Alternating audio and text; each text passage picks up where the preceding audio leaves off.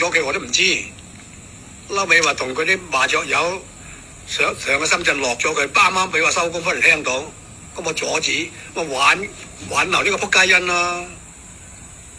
邊個我老婆有咗我都唔知咧？呢個我就巧妙就係啱啱諗或者一樣咁嘅，因為同佢打麻雀嗰個有個係其中一個麻雀友表哥嚟嘅，成日同埋一齊落場打嘅。但嗰個人成日喺大陸成日落嚟嘅嗰個。嗱，我點知咁輸麻雀靠咩還咧？我一諗下越諗唔對版，佢又有婦科病我死喎，睇來睇去唔好喎，睇婦科病。我嘅前妻平時冇噶嘛，坦白唔死都冇用咯。